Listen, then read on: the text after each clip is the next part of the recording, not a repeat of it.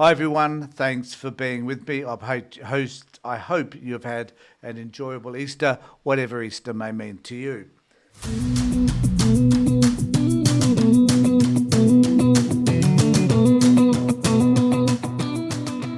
Now, I'm going to talk a little bit about a person who I despise greatly. And I'll be upfront about how I feel about him because I've posted about him before. So anybody who watches my videos would know how I feel about Douglas Murray.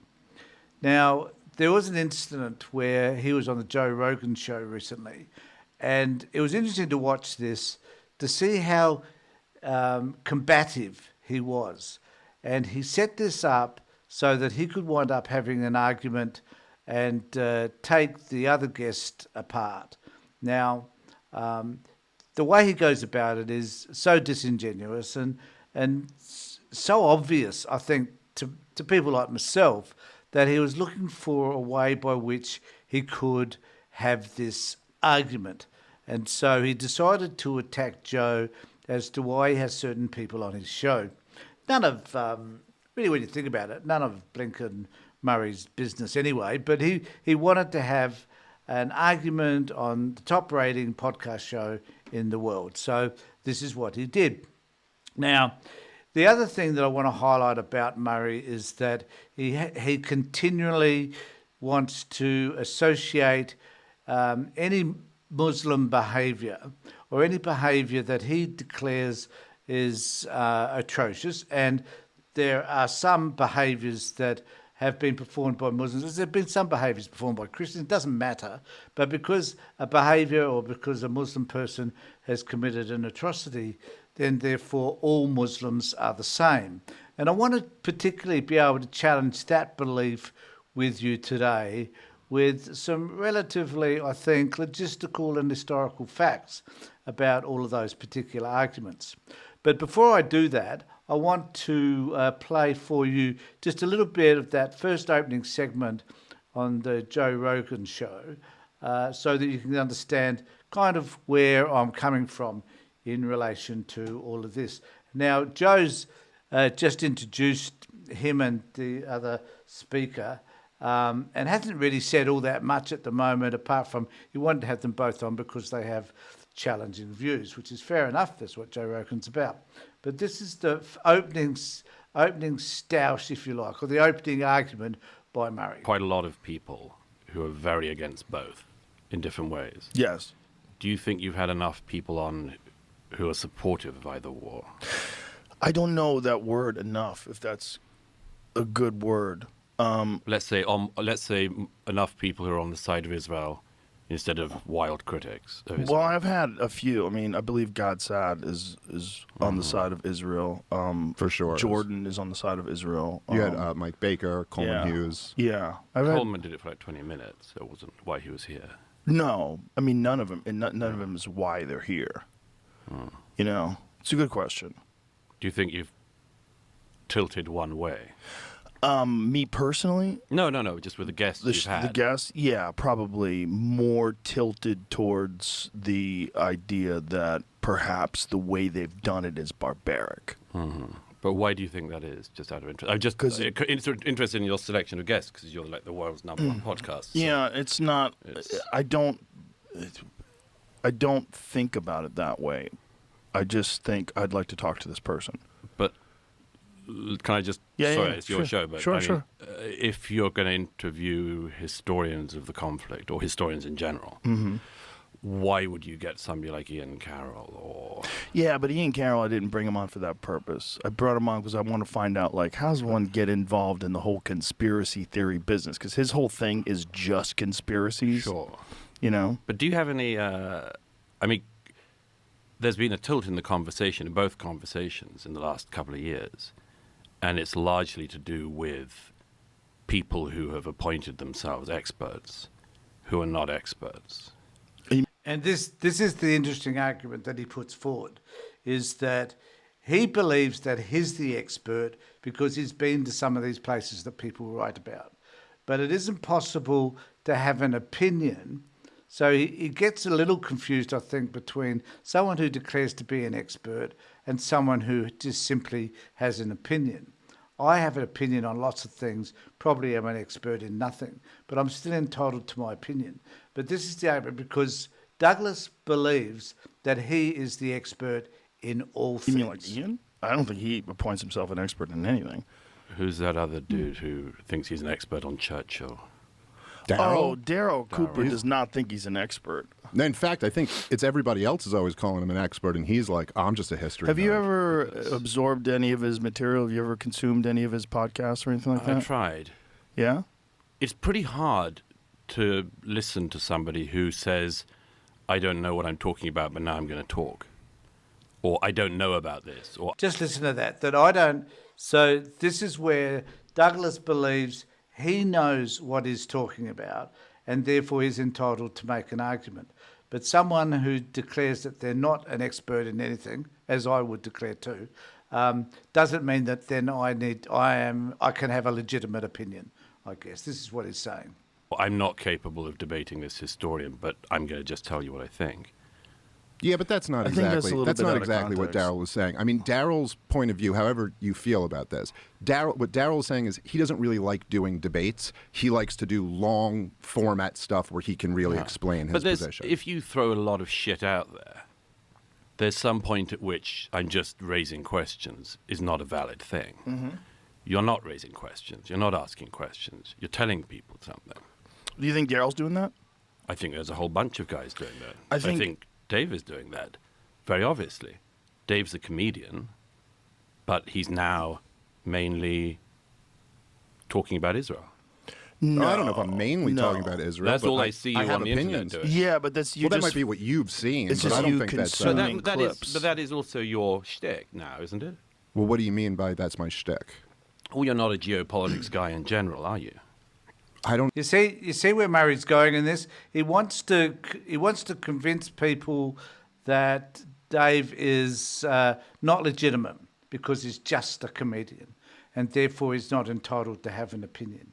So Douglas Murray, it's very clever the way he's doing it. He's trying to set it up so that people will see him as the only expert and other people as not. And so we can carry on with this. If you want to watch it, watch Joe Rogan Experience. Dave Smith and Douglas Murray is the title of it. And you can see further what I mean. It's an interesting discussion, quite frankly. I don't often watch Joe Rogan, but every now and when I do, I tend to build up an understanding as to some of the things that Joe's attempting to do. And I can appreciate why he's number one podcast. I don't always agree with his guests, but there again, I don't watch all that much of it either, to be quite frank. So, but what I wanted to talk about is this stuff that that the right wing and particularly people like like Douglas Murray will want to talk about, and which whereby they equate a Muslim basically to being a jihadist, and it's a bit like, I think, saying, well, if you're a Christian, therefore you're an extreme right wing or a Christian nationalist, or you're part of an extreme version, or you're Pentecostal or whatever. And we know that within the Christian faith, there are a whole lot of varieties, that, if you like, of what Christianity actually means. And I'm sure that's the same within the Muslim faith as well. So I'm going to try and have a look at Muslim. Does that equate to being a jihadist? And I'm going to tell you that it does not mean that you are a jihadist just because you're a Muslim. So let's just start with the basic terms around what does a Muslim refer to. So it often refers to someone who follows the religion of Islam, as does Christianity refer to the belief, I guess, that one follows Jesus or the Christian faith. It's a bit like saying someone who eats pasta must also be Italian. Meanwhile, jihadist it's a modern political term used to describe individuals or groups who engage in violent acts claiming justification through a radical interpolation of Islamic texts. The majority of Muslims, though, and we must remember this, don't endorse, support, or relate to such interpretations. In fact, most find it offensive. Now, we must remember this also, that there are over, interestingly enough, 1.9 billion Muslims globally, from Indonesia to Turkey, from Nigeria to the suburbs of Sydney. If being Muslim meant being a jihadist, the world would be in utter chaos. The vast overwhelming majority of Muslims live peacefully, they have peaceful lives, they worry about their kids, their education, their taxes, just like all of us do.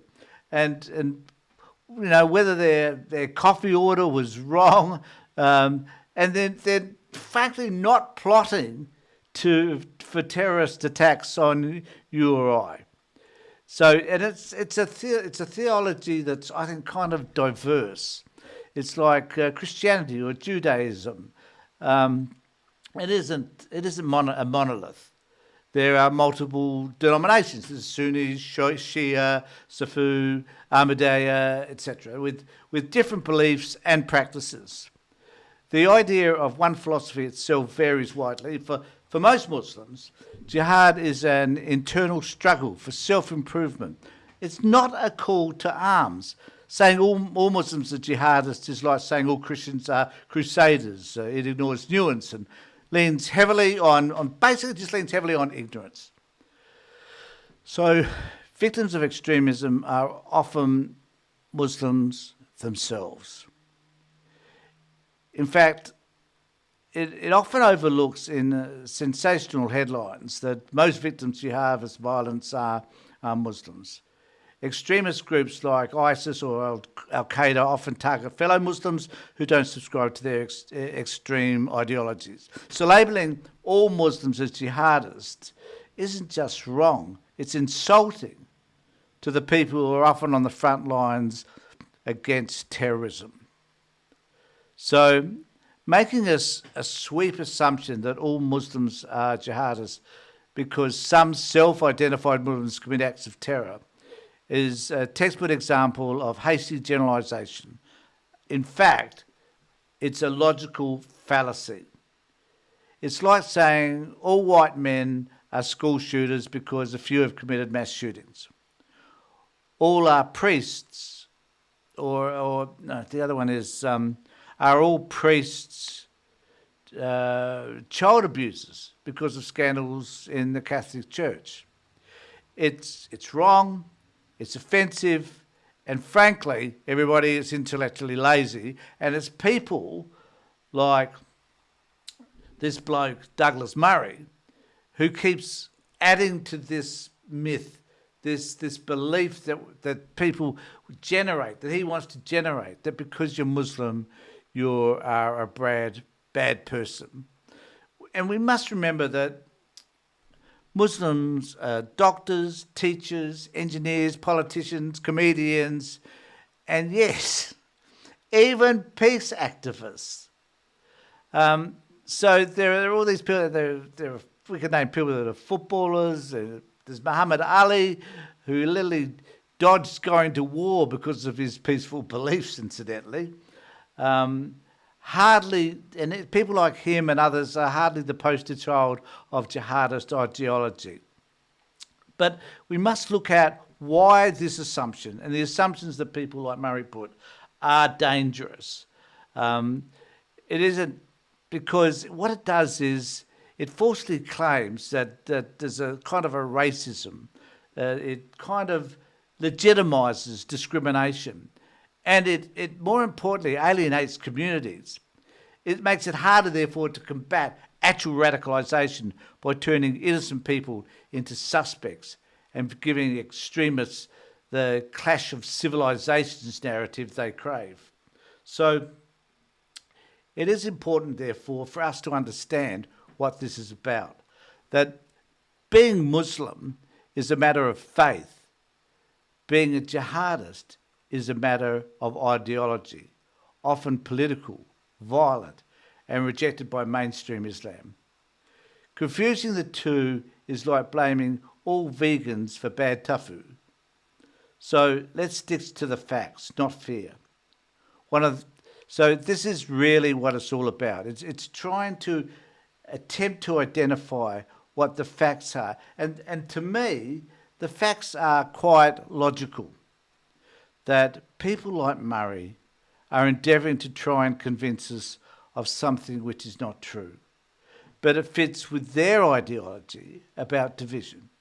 It fits with their ideology about racism and about difference. And that anybody who is non-white, who holds a different belief to the Christian belief, or a non-Christian belief, would be a threat to society. And people like Douglas want us to subscribe to that. They're desperate for us to believe what they want us to believe so that their views are validated. And people like Murray can I guess they're striving to receive the attention that they're craving because for whatever reason they don't believe that they're being heard enough, which is bizarre given the number of times like people like Douglas Murray seem to be able to hit the airwaves or be broadcast through podcasts. Look, I'd be interested to know what you think about all of that. Have you got a particular belief, a particular way at looking at this issue? And, are you one of those people, I guess, who does believe that for whatever reason, Muslims equals jihadism? And if you are, think again. Because if you do, then you're buying into the Douglas Murray version of the world. And it's false. It is just not true. Let me know what you think in the comment sections below. In the meantime, take care, look after yourselves.